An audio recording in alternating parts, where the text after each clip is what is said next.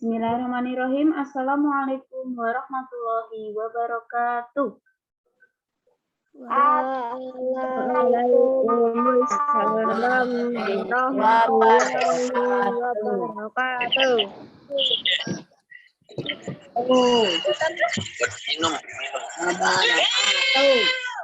Ya, terima kasih. Yang sudah, mic-nya dimatikan dulu.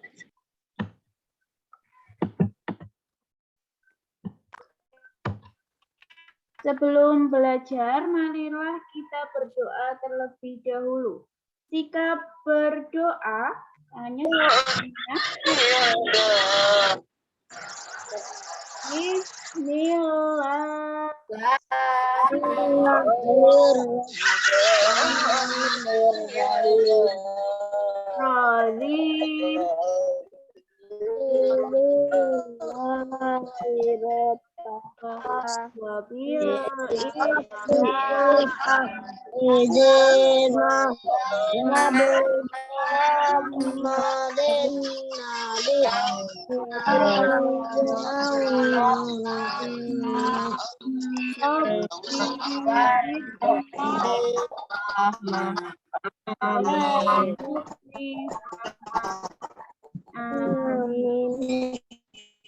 Nah, sudah, silakan dimatikan mikrofonnya. Selamat pagi anak-anak. Bagaimana kabarnya hari ini?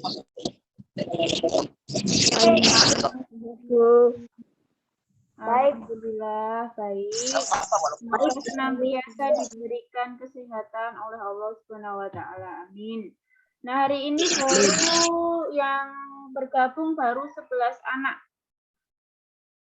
Usahakan kalau bisa bergabung, kalau tidak ada kendala silakan bergabung. Jadi nanti materi-materi itu bisa tersampaikan meskipun tidak bertatap muka. Jadi nanti kalau ada ulangan bisa mengikuti karena sudah diberikan penjelasan oleh Bu Yesi. Baru ini 12 sama Bu Yesi berarti baru 11 anak. Tadi ada beberapa yang terkendala sinyal mungkin. Nah, anak-anak, pada kesempatan kali ini alhamdulillah kita dapat bertemu kembali dalam aplikasi Zoom Meeting. Kita bertemu di hari Senin setelah kemarin kita libur. Nah, walaupun kita belajarnya itu tidak saling bertemu secara langsung, bertatap muka, tetapi melalui online kita harus tetap semangat memperhatikan Bu Guru, kemudian menjalankan tugas-tugas, mengerjakan tugas yang Bu Guru sampaikan. Mas Ahmad Syafiq ngantuk ya? Ayo, kelihatan loh ya, kalau merem-merem ngantuk tuh pasti. Nah, anak-anak, karena saat ini masih dalam keadaan pandemi COVID-19, jangan lupa untuk tetap menjaga kesehatan, memakai masker kemanapun pergi, sering-sering mencuci tangan, menjaga jarak, dan tidak berkumpul di kerumunan. Ayo, di sini terlihat yang tidak memperhatikan Bu Yesi, terlihat ya siapa saja nanti nek dipanggil harus segera memperhatikan. Nah, sebelum masuk ke materi, marilah kita bersama-sama sambil mengingat lagu-lagu nasional di Indonesia. Ini adalah lagu Hari Merdeka. Ini sudah mendekati 17 Agustus, lagu yang sering kita nyanyikan pada tanggal 17 Agustus. Judulnya Hari Merdeka. Silakan dibuka mic-nya semuanya, kita bernyanyi bersama-sama. Satu, dua, tiga. 17 Agustus tahun 45. Itulah hari kemerdekaan kita. Hari merdeka. Hari lahir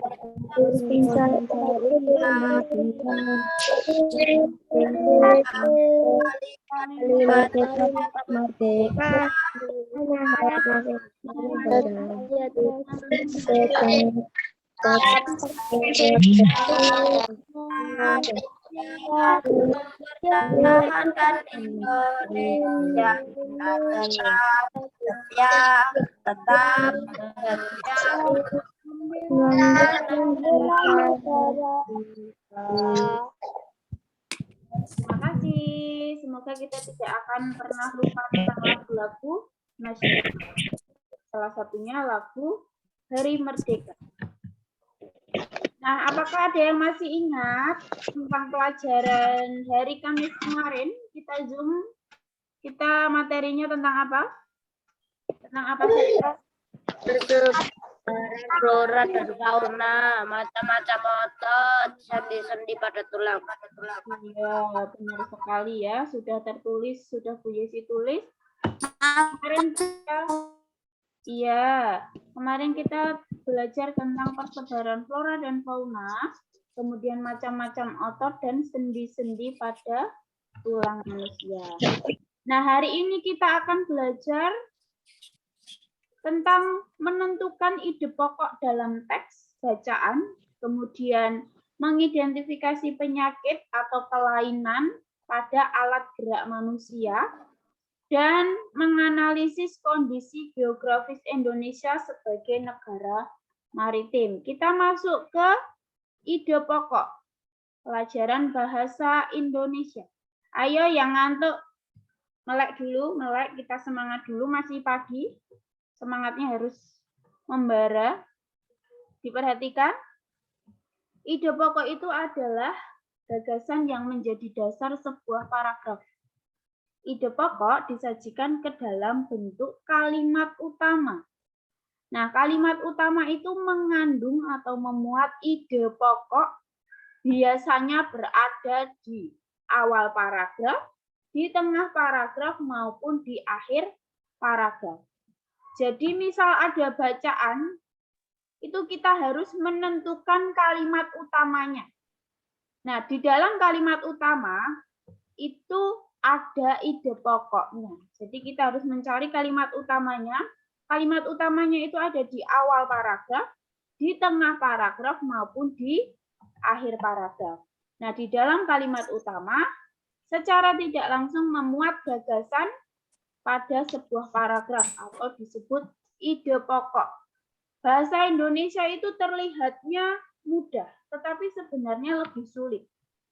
Kita harus menentukan ide pokok pada bacaan, itu ada ciri-cirinya.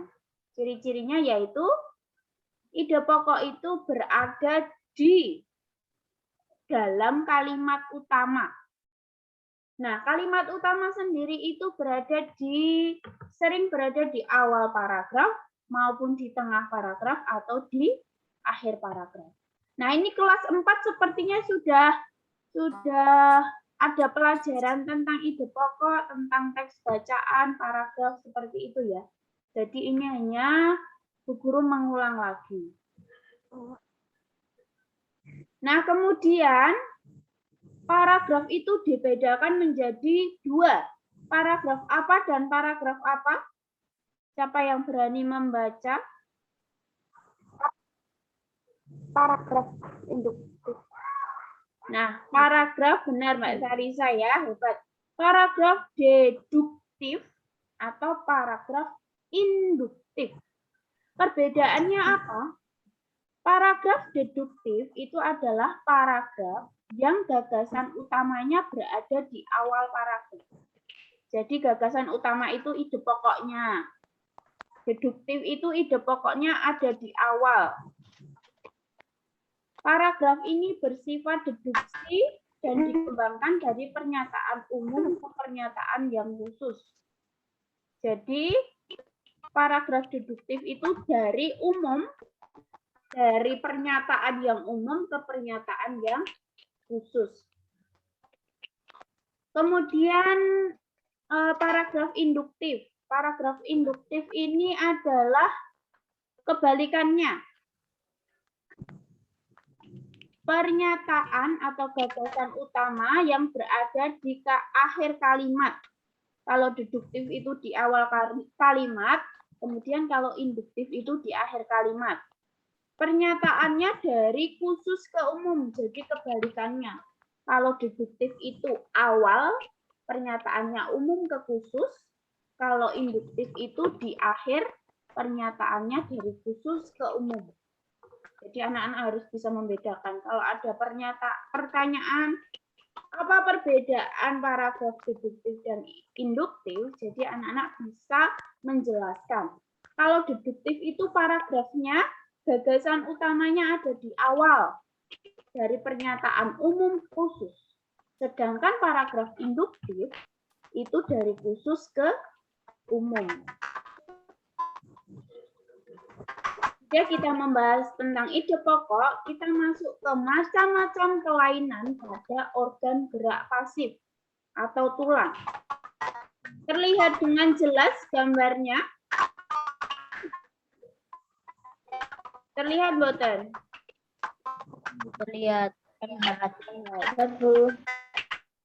Bu Yesi minta salah satu anak membaca nomor 1. Siapa yang berani membaca nomor 1? Silakan langsung dibaca.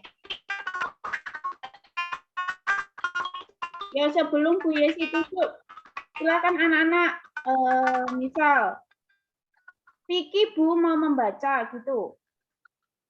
Jadi nggak usah ditunjuk, langsung membaca. Siapa yang berani membaca?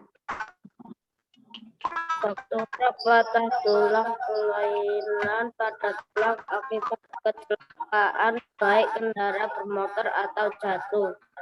Ya, fraktura atau patah tulang itu kelainan pada tulang akibat kecelakaan, baik kendaraan bermotor ataupun jatuh. Nah, patah tulang itu ada macam-macam. Ada miring, kominuta, spiral, dan majemuk. Nah, ini termasuk gambar patah tulang. Bisa terlihat dengan jelas ya perbedaannya.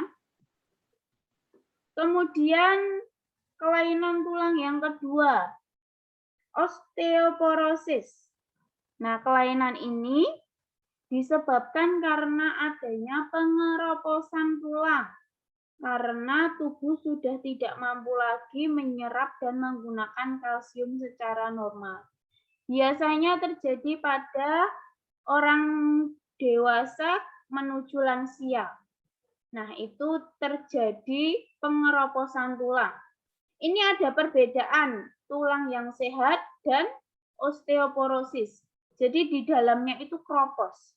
Kayak anak-anak melihat kayu yang masih bagus sama kayu yang sudah kropos. Nah, diibaratkan itu adalah tulang. Jadi kalau pohon atau kayu itu kropos, nah itu berarti terjadi osteoporosis. Kalau tulang yang sehat itu bersih, dalamnya tidak kropos. Kalau osteoporosis itu kropos. Jadi ini pengkroposan, namanya osteoporosis.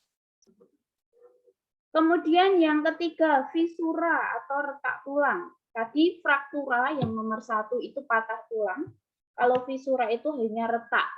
Nah, ini ada perbedaannya. Ini fraktura tadi yang patah. Kalau ini fisura yang tengah ini retak tulang saja. Kalau ini fraktura dan fisura.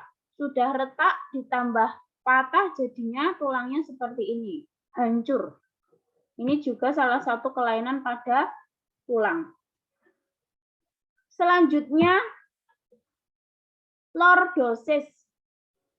Nah, biasanya Bu Yesi sering menemukan penyakit atau kelainan tulang ini pada anak-anak.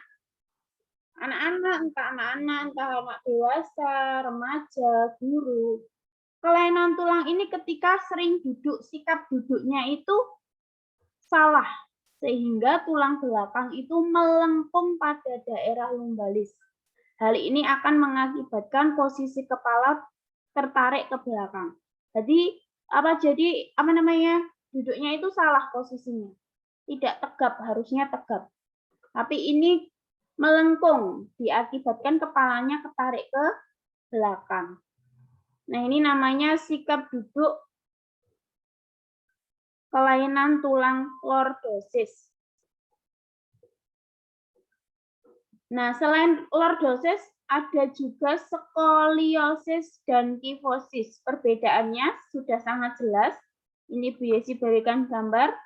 Skoliosis itu kelainan tulang karena sikap duduknya yang salah, melengkung ke arah samping, entah ke samping kanan maupun ke samping kiri. Jadi, kalau yang duduknya di sekolahan itu, di kursi itu sering melengkung ke kanan atau melengkung ke kiri, berarti itu mempunyai kelainan skoliosis yang menyebabkan badan itu akan bengkok menjadi huruf S.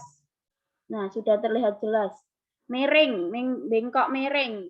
Seperti huruf S itu kelainan skoliosis. Kemudian kifosis, kelainan tulang karena sikap duduknya membungkuk sehingga tulang belakang membengkok ke belakang. Jadi tulangnya itu bungkuk gitu, membengkok ke belakang. Nah, ini kelainan sikap duduk yang salah juga, jadinya kan membungkuk, namanya kifosis. Nah, anak-anak bisa lihat pada gambar ini, kayak dungkrung gitu loh, itu namanya kifosis. Macam-macam kelainan gangguan atau penyakit otot manusia. Bu Yesi minta. Bentar, siapa ya yang Mas Syafiq. Mas Syafiq kok merem terus ngantuk tuh. Yo dibaca yo.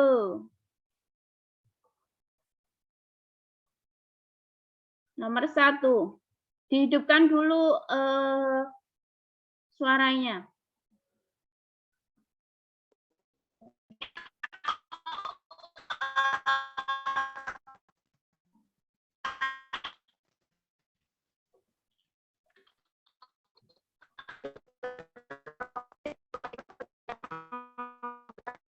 Suaranya nggak masuk, suaranya. Coba pakai punyanya Mas Vicky aja. Dimatikan dulu. Dimatikan dulu.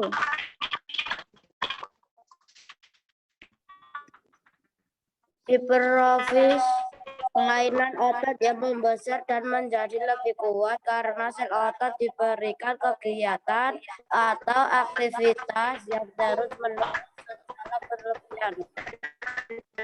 Ya, yang punya Mas Safik dimatikan dulu, baru nanti punyanya Mas, suaranya dimatikan dulu suaranya.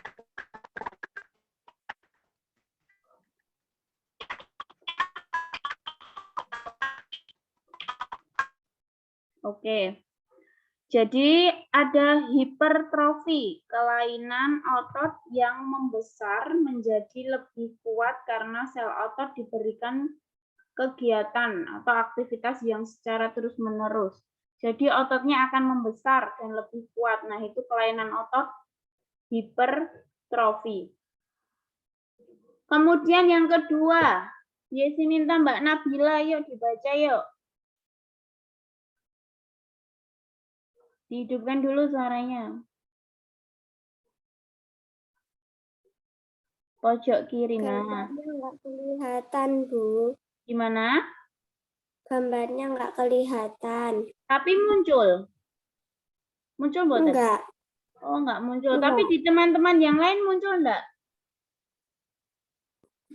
Muncul. Muncul. Ya udah.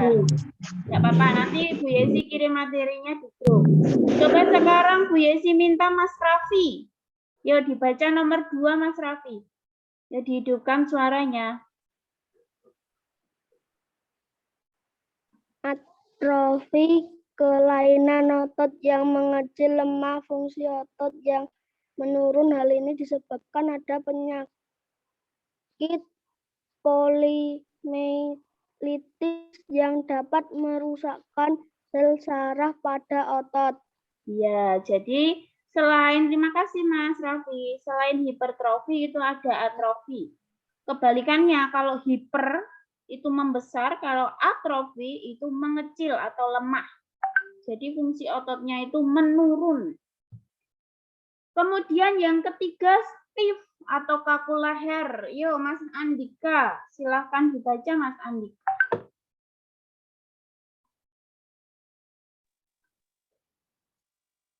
Stif atau kaku leher, kelainan otot karena adanya peradangan otot trapesius leher akibat gerakan yang menghentak secara tiba-tiba atau salah gerak. Ya, terima kasih Mas Andika. Stif atau kaku leher itu kelainan otot atau terjadi peradangan otot akibat gerakan yang menghentak secara tiba-tiba. Jadi kayak kaget, ototnya kaget, jadi kaku. Kemudian kram, kaku di leher. Jadi ototnya itu tiba-tiba salah gerak. Nah, itu mengakibatkan stif atau kaku leher. Kemudian yang terakhir, tetanus. Ya, Mas Revan. Ada apa, Mas Revan?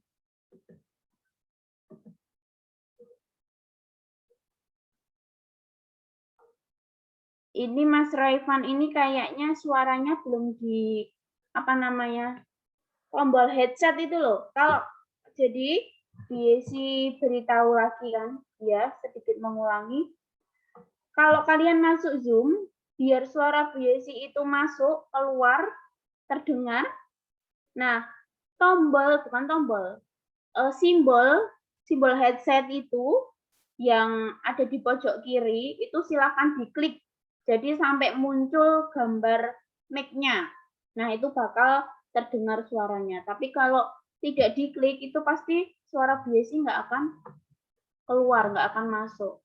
Gitu. Oke, yang nomor 4, tetanus. Bu Yesi minta siapa ya? Mas Imam. Mas Imam, nomor 4 dibaca Mas Imam.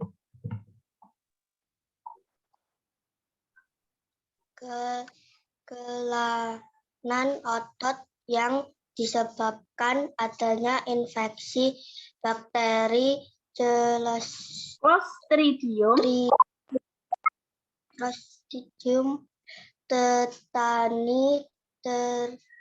tetanus menyebabkan otot menjadi kejang.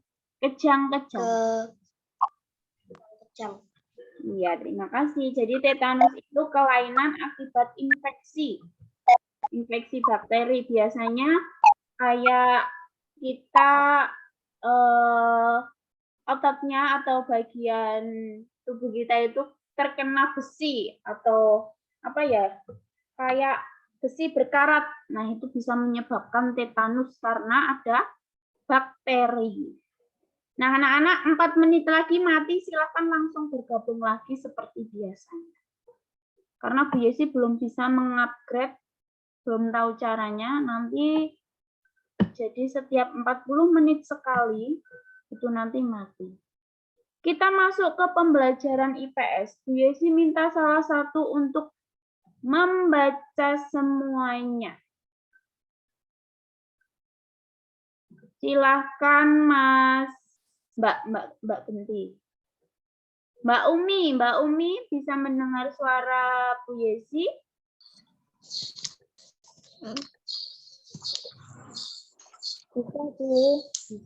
Bisa dibaca nggih? Silakan. Pengaruh kondisi geografis Indonesia sebagai negara maritim terhadap kehidupan ekonomi masyarakat. 1. Tersedia sumber daya alam hayati dan non-hayati yang dapat dijadikan sumber ekonomi. 2. Tersedianya sumber energi yaitu minyak dan gas. 3. Tersedianya wisata bahari yang dapat meningkatkan perekonomian di wilayah sekitar. 4. Adanya transportasi antar pulau. Iya, terima kasih Mbak Umi. Nah, seperti yang sudah dibacakan Mbak Umi, teman kalian, pengaruh kondisi geografis di Indonesia sebagai negara maritim terhadap kehidupan ekonomi masyarakat. Ada 4. Tersedianya sumber daya alam hayati dan non-hayati yang dapat dijadikan sumber ekonomi. Kemudian tersedianya sumber energi yaitu minyak dan gas. Selanjutnya tersedianya wisata bahari yang dapat meningkatkan perekonomian di wilayah sekitar dan adanya transportasi antar pulau. Nah, kalau di sini selanjutnya dampak yang diakibatkan oleh letak dan kondisi geografis. Letak geografis di Indonesia itu terletak pada 2 samudra dan 2 benua.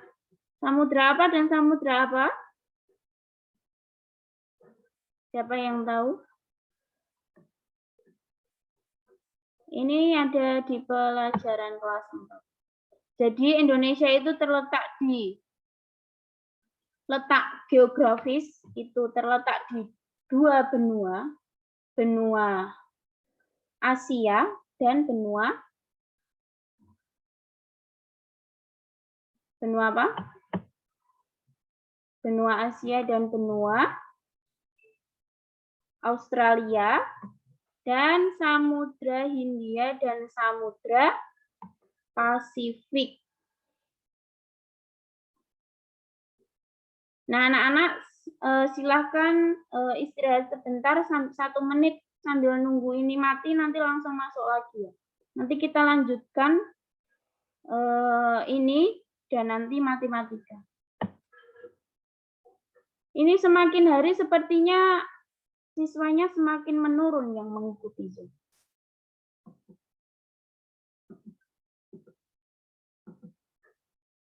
Yang sering mengikuti Zoom nanti